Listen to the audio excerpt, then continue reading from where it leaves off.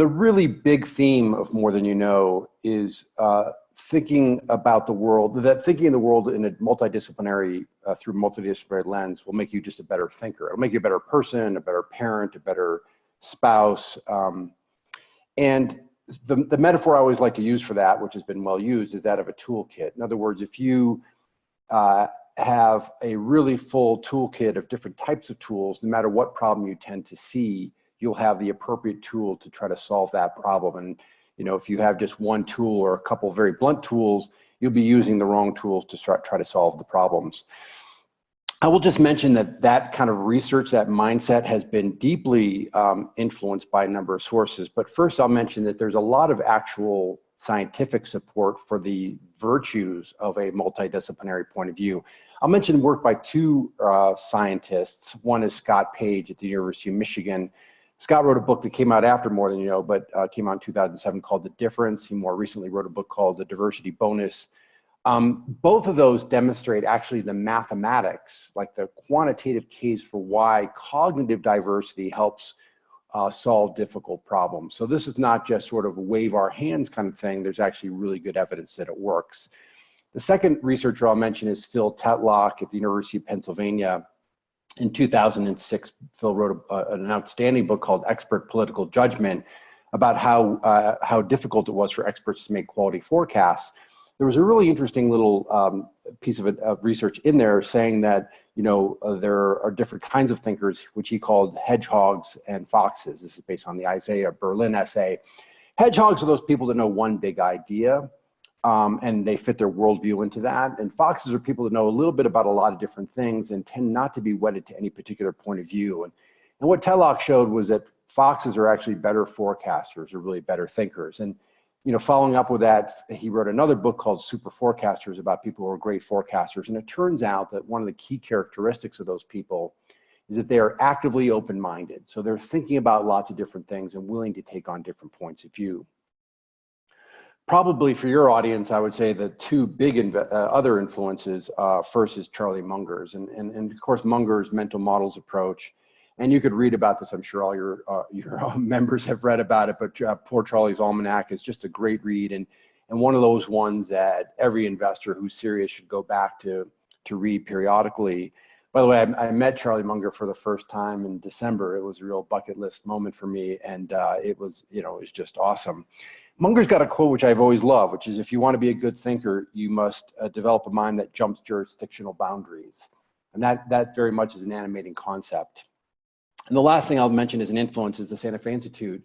I'm actually in Santa Fe, New Mexico now. You mentioned I'm chairman of the board of trustees. I would just say that Santa Fe Institute is a super interesting place. It was started about 35 years ago by a number of academics who felt that academia had become too siloed, and that many of the most vexing and interesting problems in our world were at the intersection of disciplines.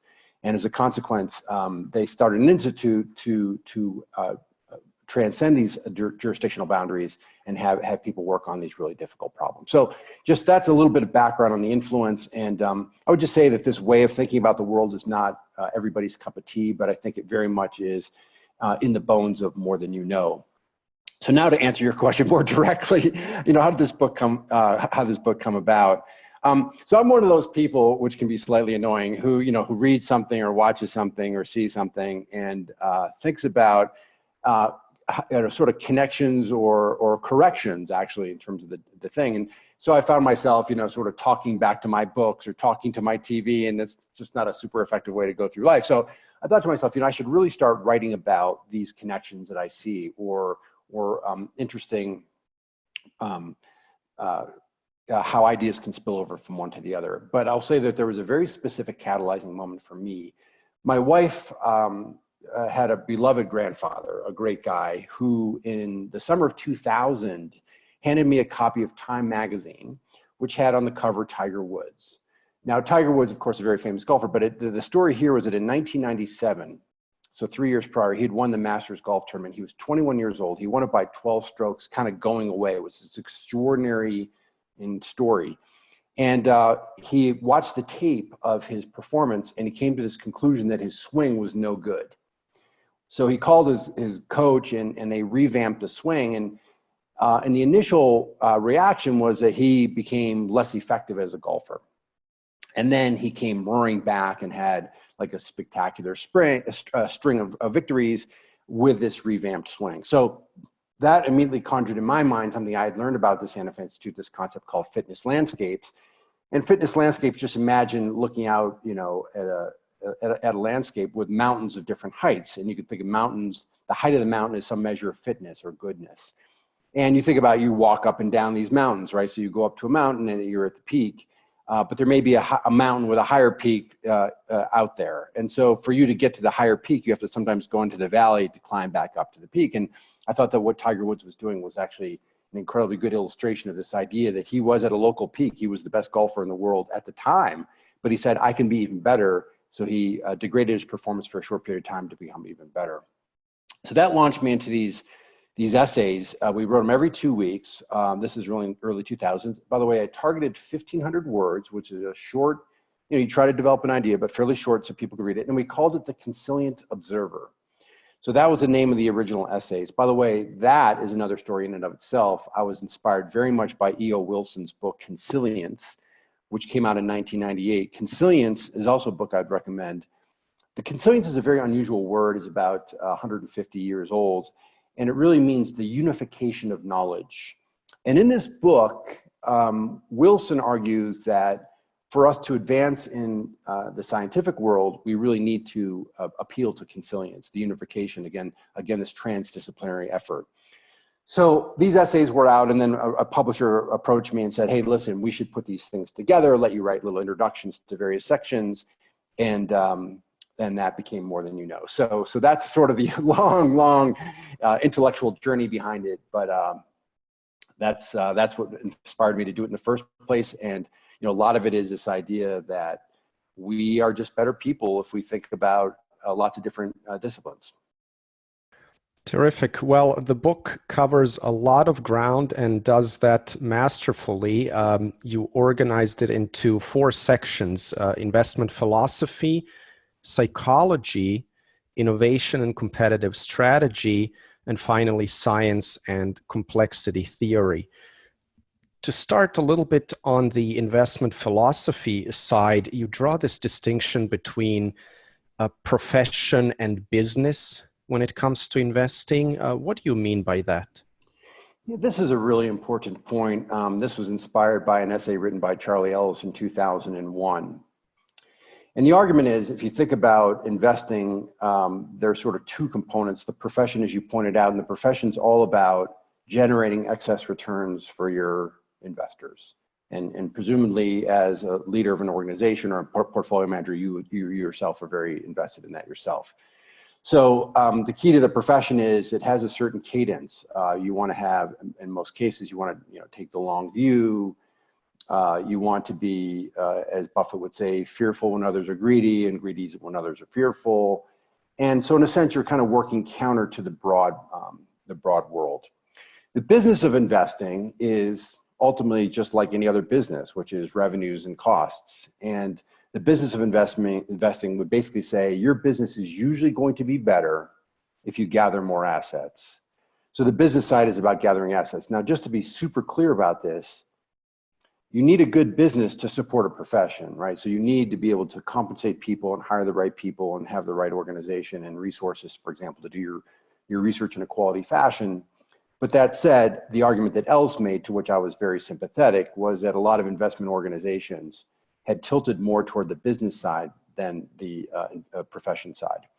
And so the evidence of that would be things like, and by the way, the other guy who wrote very elegantly about this, I mean, Ellis got me going on this, but was Jack Bogle. And so when organizations, for example, a particular asset class or a particular product may be hot, it is the investment organization is focused on the business that will launch products in that area, right? Because they're satiating a demand. Whereas an organization focused on the profession might say, A, we're not going to do that because we think that the prospective returns are not very attractive. And actually may go a step further and say the products we want to launch are going to be in areas that are today very much ignored, and where we think we can plant seeds that will bear fruit down the road. So this is this balance between, so obviously, again, a good business is important to a good profession, but this idea as an organization, what becomes the most important thing? I'll just tell you one little side story. I think he won't mind that I'll mention this, and that's a conversation I had with Wally Weitz, who's just a great investor. He's based in Omaha. And, Wally's he's got a great track record and built a very nice business for himself. But Wally said to me one day, he's like, I was just thinking to myself, like, if I really wanted to crank this thing, if I really wanted to grow my business really rapidly, there would be ways for me to do this in certain distribution channels and so on and so forth. He said, but every time I think about it, I sort of look at the plan and then I put it back in my drawer and close it and say, like, we're really here to methodically deliver these excess returns. And so I just thought that was a great example of someone who actually very overtly thought about this profession versus business thing and came down on the side of the profession, which is great.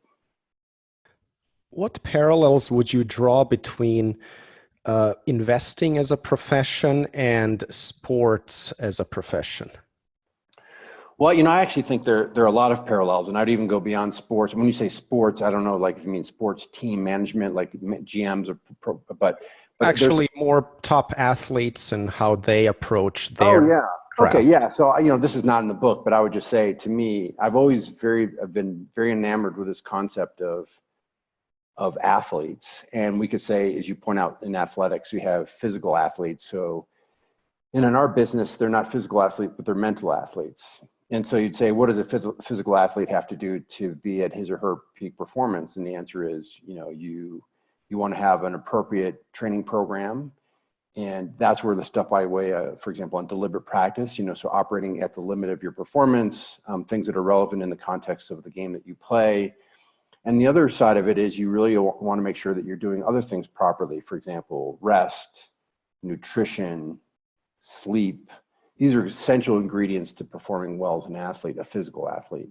And then you say, as a mental athlete, what do you want to do? So as an investor. And I would just say that, by the way, those other things, including rest, including sleep, including nutrition, are actually really important. I'm on a big kick on sleep. I think sleep is something that's vastly underestimated, and you can get a really important cognitive boost by just sleeping the appropriate amount and making sure that's built into your routine. But training for me would be really mostly reading. We'll call it learning in general, but mostly reading. And it's been my experience, and many of the great investors I've been around, and I've had the fortune to be around a lot of really great investors, spend a lot of their days just reading and thinking. And what's interesting about that is there's no expectation for an immediate payoff. You're not reading something so as to do something. You're reading to gather and build your knowledge base so that when an opportunity presents itself, you're in a position to take advantage of it because you've prepared your mind, just like an athlete's prepared him or herself for a particular situation. And, it's funny, for example, Warren Buffett, or, even his colleagues, but certainly Warren Buffett, people are always surprised when someone sends a business proposal to him and he acts on it in fairly short order. And they're like, well, how could you really understand that? Well, the answer is he's preparing every single day, right? So he's made a career of preparing himself for these kinds of situations. So when they appear, he knows what to do with it quickly. So I think there actually are a lot of parallels between those things. A lot of it boils down to the simple concept of preparation, but other components like rest and time away and sleep are actually really, I think, also essential to be a successful mental athlete, just as you want to be a successful physical athlete. Well, I'm glad you mentioned sleep because it's a little bit of a contrarian view these days. It seems we read so much about successful entrepreneurs waking up at all hours of the night and squeezing the last minute out of sleep, if it were. So clearly, it sounds like you come down on the side of we shouldn't try to economize sleep too much. Well, I'll mention, John, quickly, there's just a wonderful book by Matthew Walker called Why We Sleep.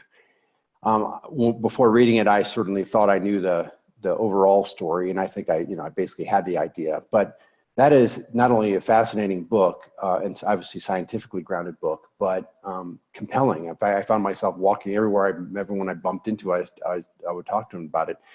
And there's just a lot of research that demonstrates that proper amount of sleep really is a big, well, let's say differently, a detriment of sleep is really will impede your cognitive performance, and that's learning and memory and so on and so forth. Now, look, there are certain times when extreme times when you may not be able to get the sleep that you hope for. But as a day in, day out for most of us in our day-to-day routines, there really is no excuse for not getting the appropriate amount of sleep. Tell us a little about the Babe Ruth effect, please. So this is an interesting one and by the way, the background story on this is I was with a money manager who was running money for a particular state pension. And they got a new treasurer, and the guy just went through all the money managers they had hired. And essentially, if they were in the bottom quartile or bottom quintile or something like that, he just basically fired all the worst performers in a recent period, right? Save one, which happened to be this particular money manager. And nope, I take that back, pardon me. I'm saying it wrongly. He actually went through all the money managers and looked at what percent of their investments, I'd be more precise, what percent of their investments beat the market. And he fired the ones that are at the bottom. Save one, and this one manager had a preponderance of investments that did not beat the market, but his overall portfolio did much better than the market. And so it was a sort of interesting thing. And by the way, it's interesting, on Wall Street, you will often hear people say things like, if I can be right 53% of the time, I'm going to be great, I'll make lots of money. That statement is accurate in the context of trading. So if you're just trading all day and you're slightly more right than you're wrong, you'll do fine. But the Babe Ruth effect basically says that the frequency of correctness doesn't matter. It's how much money you make when you're right. So the magnitude matters. So it is often the case that even great money managers are wrong a majority of the time on their investments. That is, they lose money, but the things that they make money on make so much money that they compensate for those losses and then some. One example is George Soros, and one of his colleagues reported that Soros made money on 30% or less of his trades, but of course the guy's a multi-billionaire. So why did I call it the Babe Ruth effect? I try to make that a little bit of a vivid idea, which is when Babe Ruth retired, he of course had the all-time record for home runs, but he also had the all-time record for strikeouts. So it wasn't how often he was, like the magnitude of his performance, the home runs probably more than compensated for the strikeouts that he had over time. So that's the big lesson. It's not the frequency of correctness that matters. It's the magnitude of correctness, how much money you make when you're right versus how much money you lose when you're wrong. I'll just mention one other thing that's really interesting, and this came post a lot of the stuff More Than You Know, but there is a whole trading strategy called trend following, and trend following's got a sort of formulaic approach. If you look at the payoffs, what you find is that they lose money on a majority of trades, but they have a right tail of payoffs that allow the strategy to be overall very fruitful. So that's the Babe Ruth effect. Tell us a little about how you think about expertise and experts.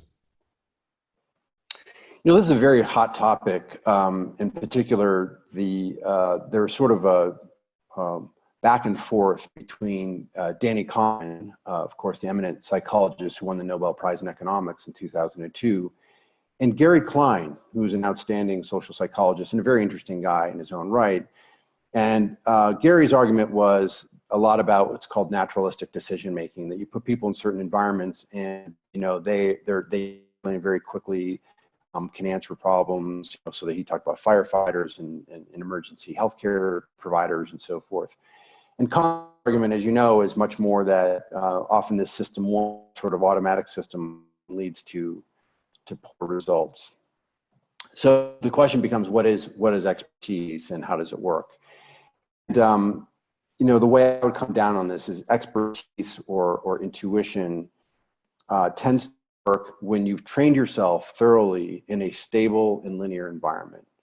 So you think about, the canonical example would be chess, but you could think of even things like expert drivers or even athletes or soldiers are trained in a specific set of environments that are sufficiently stable and linear that their actions always lead to the right outcomes. And that's where things like expertise truly can develop. But if you introduce nonlinear environments or unstable environments, it's very difficult to achieve so-called expertise. In 2001, Buffett had a great, and I think I put that in the essay, in 2001, Buffett had a great letter, and he was talking about, obviously, the wake of 9/11, and he said, we really need to distinguish, especially in the insurance business, between experience and expertise. And experience, it means, what have we done before? Pardon me, Buffett talked about exposure and risk. But this experience expertise idea experience expertise is also really important, because there are often industries where people have lots of experience, but they don't really have expertise, right? So that's the basic idea, is that I think the experts are much less prevalent than people tend to think. And the expertise really tends to work in fairly narrow domains, and we can sort of sketch out what those domains look like. Does it make sense to think about expertise also in terms of what a machine could emulate versus what human experts are uniquely capable of doing? Yeah, and that's related to that, right? So in other words, if you are doing something that can be written down in a formula that's applied consistently, then a machine's likely to be able to do your job. And by the way, even things like you think about chess now and Go, these are computationally very difficult things, which lends themselves to machine power. But the rules are unchanging, right? And so that's really important. So for example, in chess, instead of us having an 8x8 board, we changed it to 12x12 and actually changed the way the pieces moved. There would be no machine that could beat it. There'd be no humans that'd be good at it either, but it would take a long time for the machines to be able to beat humans in that. So it goes back to this idea that these machines, especially specific domains, again, if you can write down the rules and everything is bounded fairly well, machines are going to do really well. Now, that's not general intelligence, to state the obvious. That's a set of, those are machines that are developed to do specific tasks. And by the way, these are really, I don't know if this is really interesting to the degree to which, and how do we use machines or technology, computers to help us in the world of investing? And that's obviously a very hot and fascinating area. But a lot of the applications are not that easy, because markets themselves tend to be, unstable and non-stationary. And so it's very difficult to extrapolate the recent past or the past into the future. Let's shift gears a little bit to the psychology of investing. Why did you give it such prominence in the book, and what do you think is the crux of that topic? Well, I'll mention a couple things. One is, I think I opened the introduction to that section with a quote from Puggy Pearson, who himself was a very colorful gambler. And he had this line, which was awesome. He said, ain't only three things to gambling: knowing the 60-40 end of a proposition, money management, and knowing yourself. And I thought pretty much that encapsulates almost everything we need to know about investing. And the knowing yourself part's really important. I think that the point of emphasis really in that section is a lot of how do we think about collective behavior. And collective behavior is all around us, but certainly in the context of markets. So I want to come back to that in just a second, but I will say that there's a chapter in there that is a little bit controversial, which was I wrote, it's called something like Beware of Behavioral Finance. And I think this is actually a really important lesson for people to take into consideration. And the argument is something that if you read a lot of the literature on behavioral finance, you often read about individual mistakes that you and I make. So we tend to be overconfident, we tend to fall for anchoring, we frame. These are all, loss aversion. These are all things that we can demonstrate in the laboratory and or in the classroom, and those are very real things. But it's important to distinguish between those behaviors and what we actually see in markets, because markets are actually collectives. They're people interacting with one another. And so the nature of collective behavior is actually very different than individual behavior. So my argument was that there are some people who sort of simply argue humans are not, rational, or whatever you want to say. Markets are made up of humans, and hence markets are not rational. And actually, the last thing doesn't follow from the first two, which is to say the aggregation of even suboptimal individuals can lead to very optimal results. So part of the point is that we're not really talking about psychology when we think about markets. We're really talking about sociology, which is how do groups behave in a group setting. And so that was one of the really big things I wanted to emphasize that whole section, which was almost like a psychological or sociological approach. How do you think about markets? And I think it's often left out in a lot of our discussions. Look, if you've studied finance formally in the classroom, and I do this myself, I mean, we typically start with very simple models of sort of rational agents and optimal behaviors and so forth, and you depart from that in terms of the real world. So my point of emphasis is that this idea of psychology of investing and understanding how collectives operate is incredibly important to understanding how markets work and ultimately to the ability to generate excess returns, if that's your objective. How do you look at that in terms of the market at different points, meaning the aggregation of individual humans in normal times, let's say, versus at points of extreme market stress? So the basic idea would be that markets tend to be efficient, and we'll call it the wisdom of crowds. The wisdom of crowds is operative when three conditions are in place.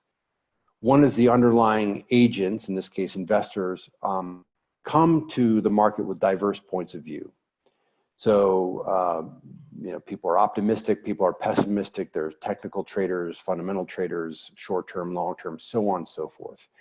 The second condition is that there's a properly functioning aggregation mechanism. So the information that is out in the world is reflected in this case, particular prices. Exchanges do that very well.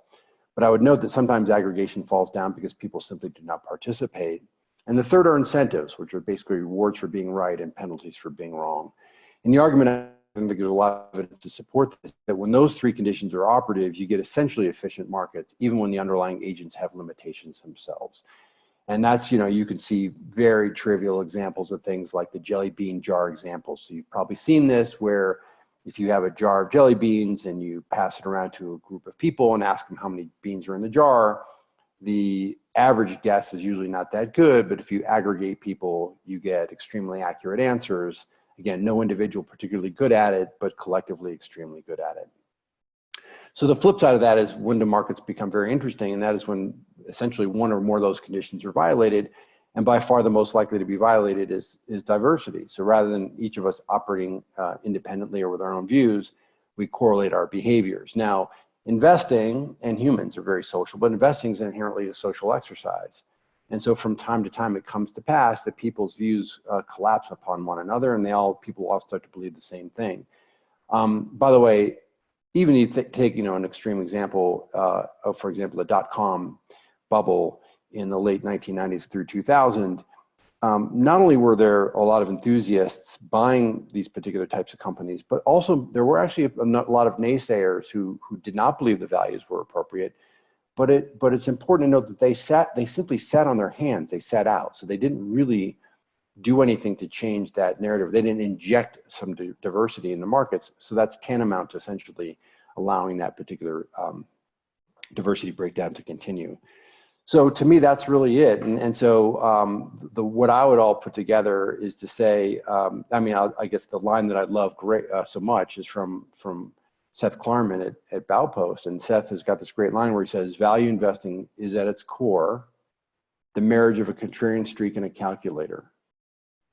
So the contrarian streak says, when others are bullish or bearish, examine the other side of the case.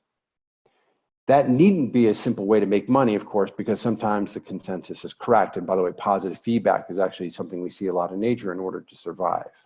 So it's not just being a contrarian. The second component is really essential, and that's the calculator, which is to say, because everyone's uniformly bullish or uniformly bearish, that's led us to a set of expectations that are unduly high or unduly low. And that company or that industry simply cannot satisfy that set of expectations that's priced into the particular stock.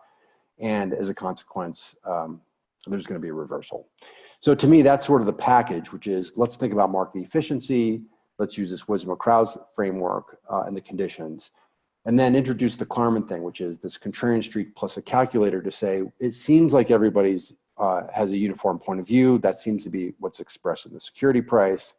And through an expectations approach, I'm going to now reverse engineer and say, this is a good bet to be on the other side of the argument. Shifting to part 3 of the book, Innovation and Competitive Strategy, what do you mean when you say that creative destruction is here to stay? Very recently, Paul Romer won the Nobel Prize in economics, and this was work on exogenous growth theory. But what I really learned from Romer's work is that innovation essentially is the recombination of building blocks. You could think about certain chunks of ideas or technologies as building blocks, and by recombining them, solve problems in the future. So the degree to which we have more building blocks available at our disposal, and we have tools to manipulate that and the computing power, that means that we should be able to not only have steady rates of innovation, but even potentially accelerating rates of innovation. So that to me is this argument on creative destruction or innovation, that because the building block there, we are going to continue to see innovation. Obviously, now none of this is in the book. There may be complicating features, for example, like policy or regulation or things like that that may accelerate or stall that rate of innovation. But the basic core idea that Romer laid out in terms of exogenous growth, I think, is a very, very powerful construct. And that was sort of the argument I was trying to make there. Perhaps more generally, how do you think about the impact of innovation, in particular what we're seeing today in terms of disruption across industries from technology-driven innovation? How do you think about the impact on the sustainability of competitive advantage? This is a very tricky one. I think that we have now a bit of an arm wrestle going on, so sort of two sides of this argument. So the first side, which I think has been the argument of impeding innovation, has, and I speak mostly from the point of view of the United States, although to a degree it's relevant in other markets as well. But in the United States, what we've seen really certainly the last 20 or 25 years is substantial consolidation of industries. So the number of participants, formal way of measuring this, for example, something called the Herfindahl Index, which is a measure of industry concentration. And Herfindahl indexes have been going up, which means industries are becoming more concentrated. Most of that is a consequence of mergers and acquisitions. So the states, for example, the Justice Department and FTC will allow companies essentially to merge. And with fewer participants, that is likely to lead to easier coordination, it could be pricing, and so on and so forth. So on the one hand, you might argue that that has probably, to some degree, or so many have argued that that has blunted innovation. I alluded to this a moment ago, but maybe reiterating that things like regulation, which again are meant to improve behaviors of incumbents, often can become a barrier to competitors as well. So sometimes, just regulatory adherence can be a cost that's too onerous for an upstart to deal with. And that's probably, financial services, probably an area where that's a really interesting consideration. Banks, for instance, you think about the amount of dollars that the very large banks, certainly in the States, but really around the world, spend on compliance and so forth. It's a very difficult thing to tackle. So that's the one hand, and that's an important consideration. On the other hand, it's just exactly this, what I just mentioned a moment ago, which is it's the recombination or putting together technologies in a way that are fairly novel, and that should lead to new solution problems. And if you even go back, I mean, you think about businesses like, young businesses. Amazon.com is a good example where, at the time it came along, was able to tap, obviously, things like the internet, so the cables and wires that have been laid to allow people to have access to the internet, a distribution system in the form of the Postal Service or UPS or what have you. So there are, different types of software, technology for warehouses and so forth. So these things all came together in a way that would clearly have not been possible 10, 15, or 20 years before. And I think that kind of theme is going to continue as well. So like, what are the resources we have at our exposure? So to answer your question more specifically, and this is an ongoing thread of research, as you probably know, in terms of thinking about competitive advantage, there are some very, I thought thoughtful papers. The main ones are by Wiggins and Ruth on this, the argument that competitive advantage has been shrinking. And you measure that, by the way, specifically by measures of excess returns, so excess rents that are being earned. But this is always a difficult one to measure, right? Because we can look at certainly the past, but it's very difficult to look at things today. So, my own sense is it's very difficult for certain companies to stay on top. The flip side is we are seeing, if you look at, for example, margins of businesses, what we're seeing is that the top 20%, top quintile, and really the top decile of certain types of businesses are very, very strong. And you think about certain businesses that have strong in place network effects. It's not super clear about how those network effects will be eroded by competition. So the long and short of it is I don't really know. I do think as an investor, when you're buying any particular stock, what you want to think about is what kind of competitive advantage am I paying for? And do I think that that's certainly plausible given a thoughtful and thorough competitive strategy analysis? But to come up with any sort of concrete judgment for any particular company or industry or sector, I think is really a tricky task. You ask the question, is there a fly in your portfolio in the book? Tell us about the metaphor of fruit flies.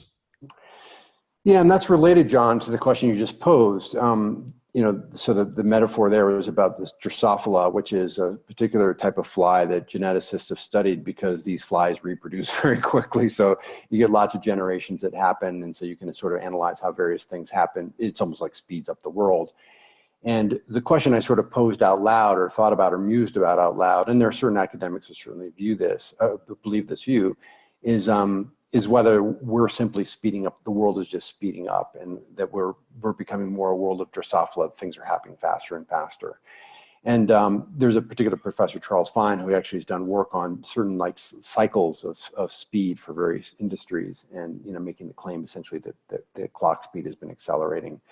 So, that is the basic argument. And by the way, these are all things that investors should really take into consideration very deeply when they're looking at a particular company or a product, is to say, what is the likely life of this product? How do I think about that? What could unseat it?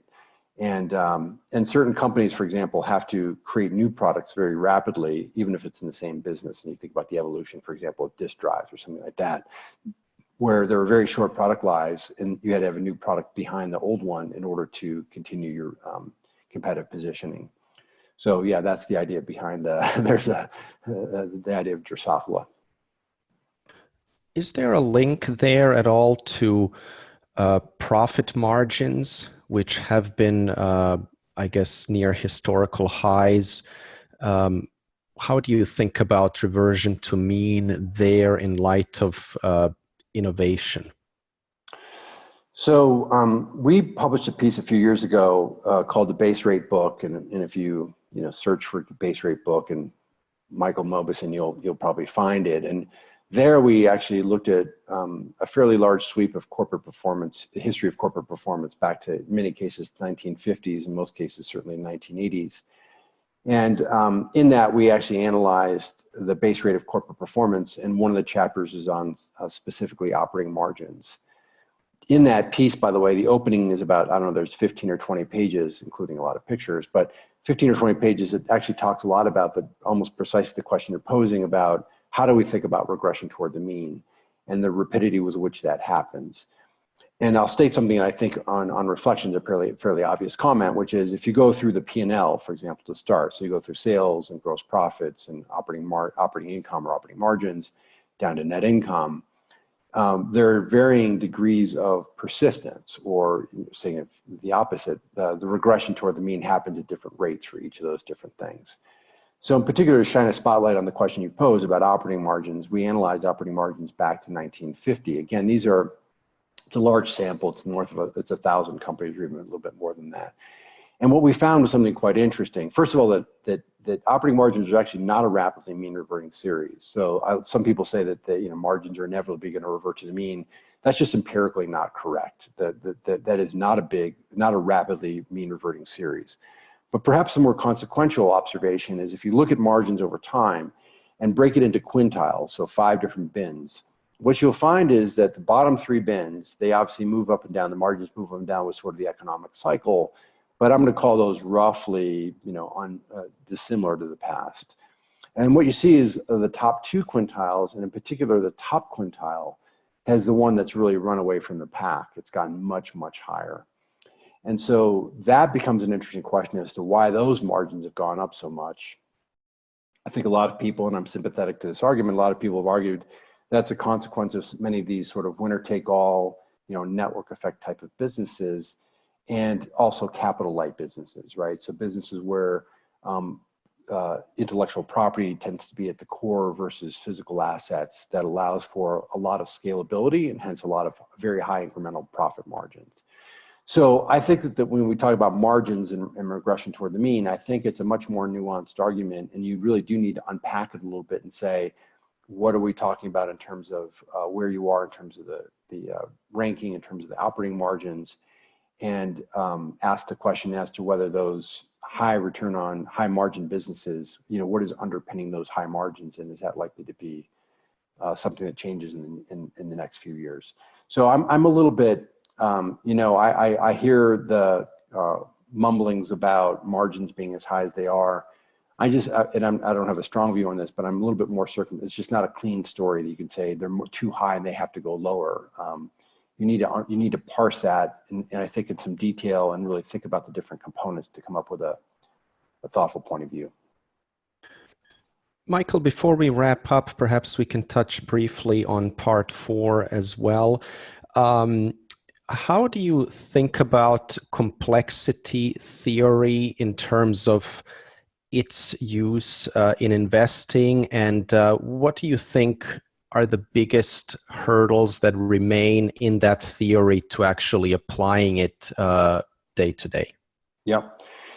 Well, I will just say in terms of my own education or evolutionary process and understanding how markets work, I probably started, as many people did, with almost like a University of Chicago markets are efficient camp. And I would just say for many people, the default of market efficiency is probably not a bad place to default. So in other words, if you have no view, assuming the market's smarter than you and their prices are pretty good reflections of value, is probably not a crazy place to start. But what the Santa Fe Institute and this notion of complex adaptive systems introduced into my thinking and really into my language is something I alluded to before, which is this markets as complex adaptive system. So I think I used the phrase a few moments ago, the wisdom of crowds. I'm gonna say that these are somewhat interchangeable, but recognizing markets as complex adaptive systems opens up a whole new way of thinking, I think a whole new set of tools, and I think are a way to reconcile the reality that markets are hard to beat, which if you're in the markets, you know that to be true, and markets periodically go haywire. And we know that to be true as well. So how do you bring those two? How do you put those things in under the same tent? And I think the complex adaptive systems approach does that. Again, specifically, just to reiterate, the conditions for efficiency on diversity and aggregation and incentives, I think, are a really good way to think about that.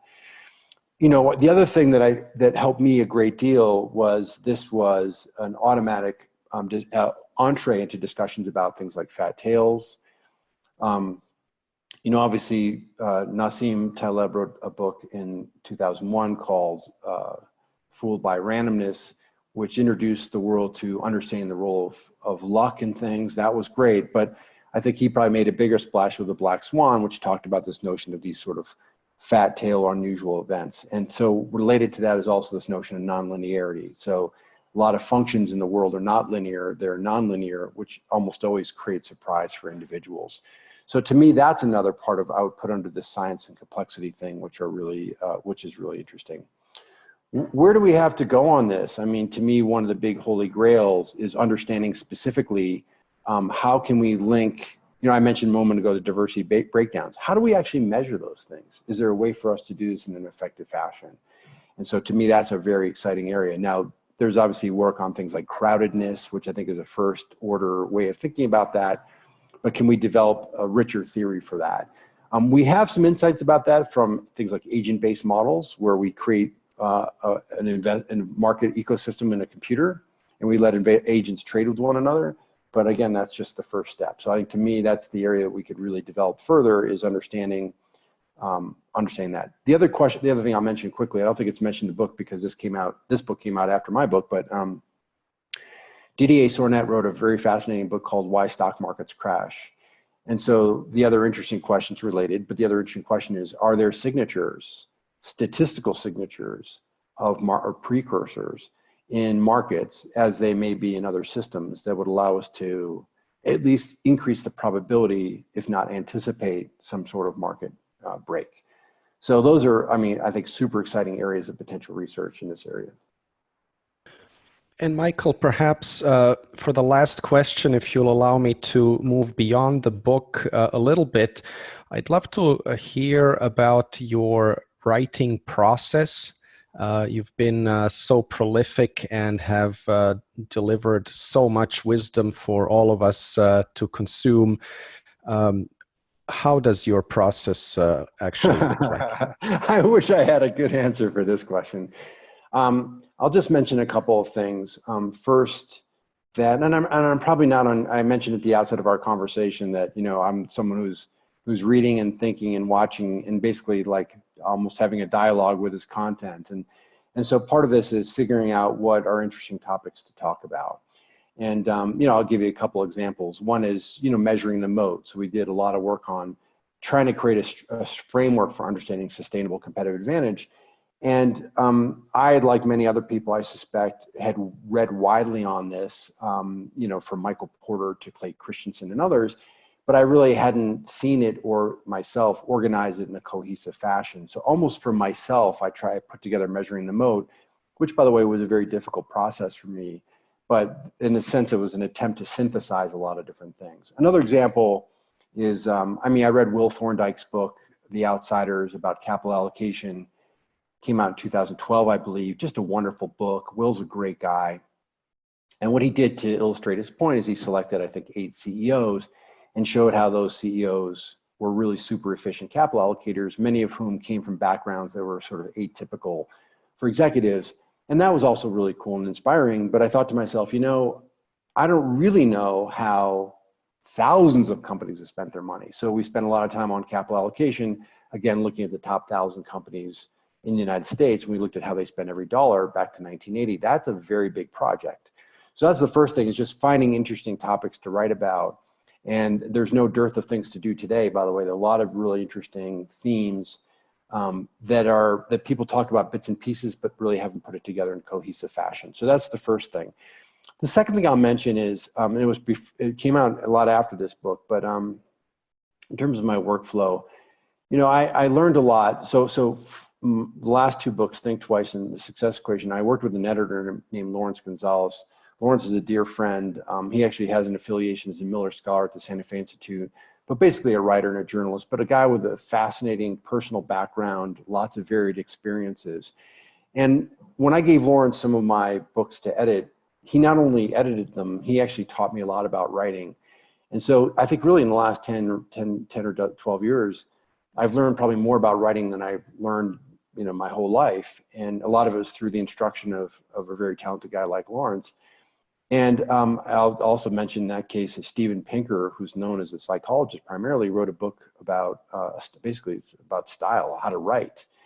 And I'll just say that the first 3 or 4 chapters, I think the first 3 chapters, in particular chapter 3 of that book, incredibly powerful for helping people understand how to write effectively and how to be concrete and how to make visions very solid for the reader.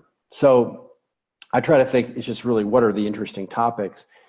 As someone who's trying to communicate effectively, what have I learned to do, and who have I turned to help me become more effective at that?